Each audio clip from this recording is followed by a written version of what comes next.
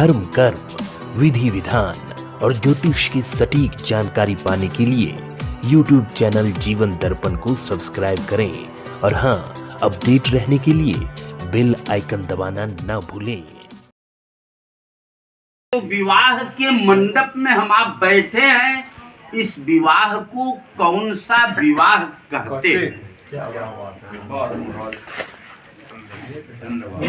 सबसे पहले विवाह शब्द की परिभाषा हमको आपको समझना है। विपूर्वक वह धातु से विवाह बना है जो जीवन को सम्यकतया नीति नियम के आधार पर निर्वहन करने की ही प्रक्रिया को विवाह कहते हैं। और विवाह 8 प्रकार का होता है। 8 प्रकार के विवाह में सबसे महत्वपूर्ण विवाह ब्राह्म विवाह की विधि होती है। बोल धक्का ना मारे बस धक्का मत मारा। गांधर्व विवाह भी होता है। और जैसे यहाँ इस आज की परिवेश में जो हम आप विवाह करते हैं, 3 प्रकार के विवाह को हम आप करके अनुबंधित होते हैं। 3 प्रकार का विवाह कैसे? जैसे राजा दुष्यंत ने विवाह किया था और उनके विवाह में भी किसी प्रकार की अड़चन आई थी, आप सब जानते होंगे, उसको विस्तार से हमें नहीं कहना है। अब रही बात ये, दूसरी प्रक्रिया सती को हम ले लेते हैं। सती का भी विवाह शिव के साथ हुआ था, लेकिन ये विधि के साथ नहीं हुआ था। सती और शिव का भी विवाह कितना सुखमय हुआ ये आप सब जानते हैं। वही सती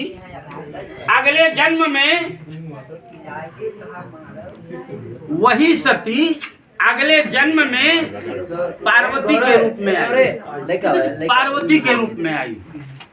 अब पार्वती के रूप में आई, जब विवाह की प्रक्रिया के लिए शिवजी खुश हुए, प्रसन्न हुए और पार्वती से कहे चलो हम तुम्हें अपना पत्नी स्वीकार करते हैं।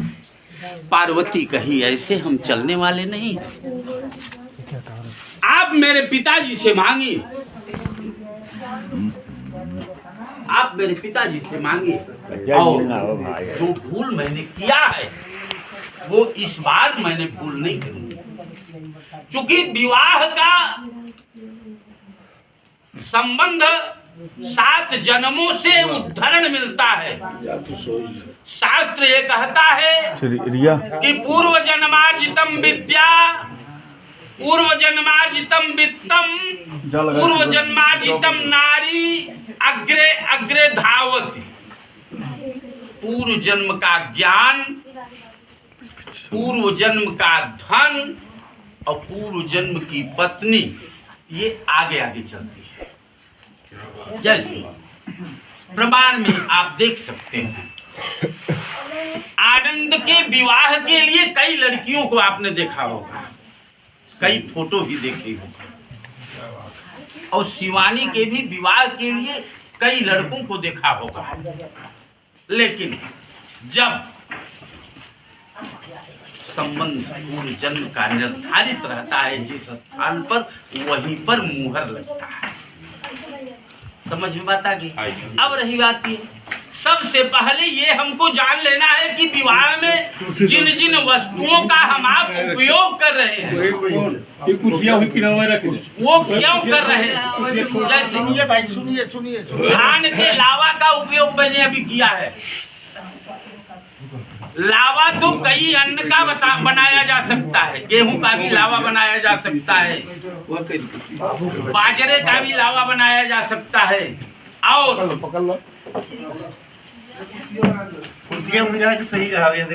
जौ का भी लावा बनाया जा सकता है, मक्के का भी लावा बनाया जा सकता है, लेकिन भैया लोखन वाले धान के ही लावा का उपयोग क्यों हुआ, इसमें वैज्ञानिक रीजन छिपा हुआ है। धान का लावा अगर आप देखेंगे अभी भी, धान का लावा अगर आप अभी भी देखेंगे, इस धान के लावा को तपते हुए बालू में डाला जाता है। तपते हुए बालू में जाने के बाद भी छिलका साथ छोड़ता। इससे नव दंपति को एक सीख मिलती है कि पति चाहे जितने कष्ट में रहे, पत्नी को साथ नहीं छोड़ना चाहिए, और पत्नी चाहे जितने कष्ट में रहे, पति को साथ छोड़ना नहीं चाहिए। एक प्रमाण ये है। दूसरा प्रमाण क्या है?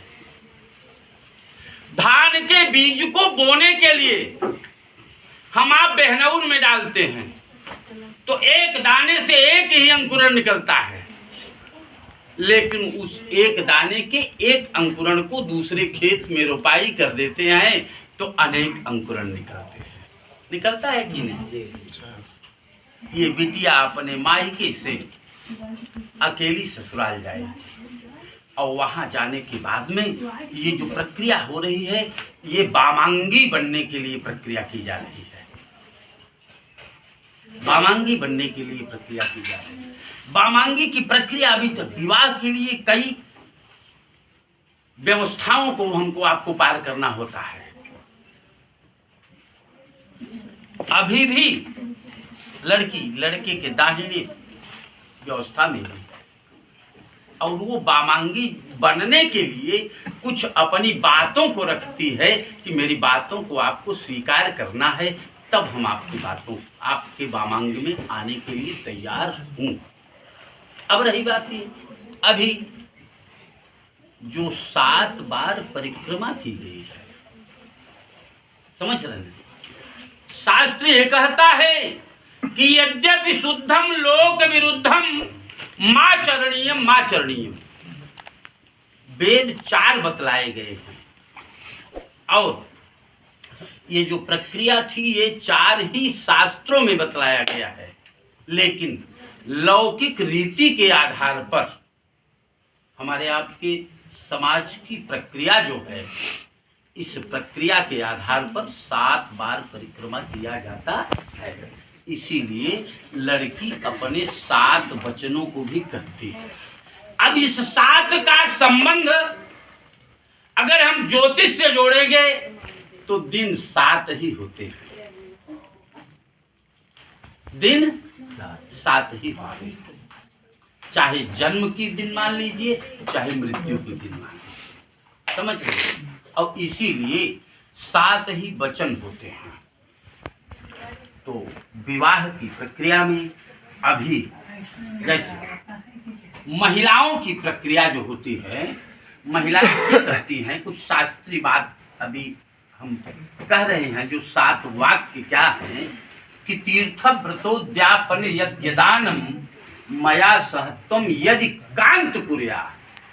कांत सबको नहीं कहा जाता, जिसके हृदय में निवास किया जाए और जिसे हृदय में रखा जाए उसी को ही कांत किया कहा जाता है।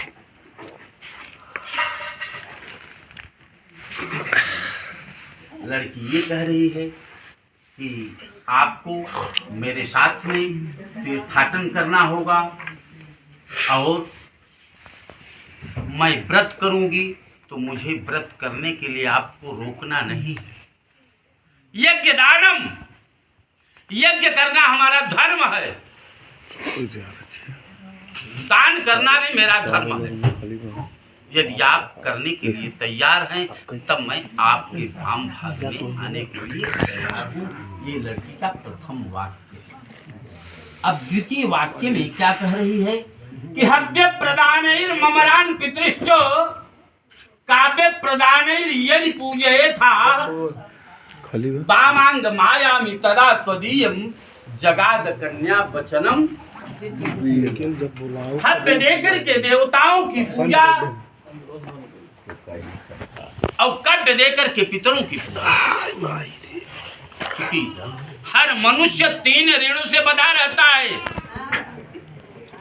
देव ऋण, ऋषि ऋण और पितृ। देव ऋण से व्यक्ति मुक्ति तब प्राप्त करता है जब देवताओं की पूजा करता है। ऋषि ऋण से मुक्ति व्यक्ति तब प्राप्त करता है जब अतिथि का सम्मान करता है। और पितृ ऋण से मुक्ति व्यक्ति तब प्राप्त करता है जब संतानोत्पत्ति करता है।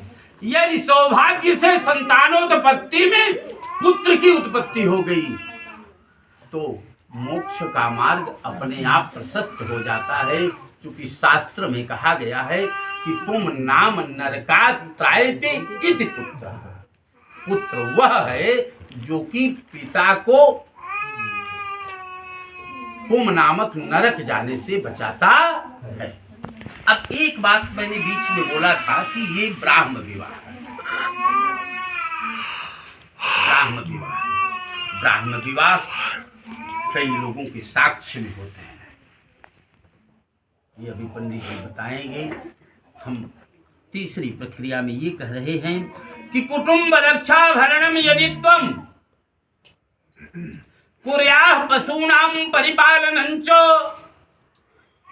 वामांग मायामि तदा त्वदीयं जगाद कन्या वचनम।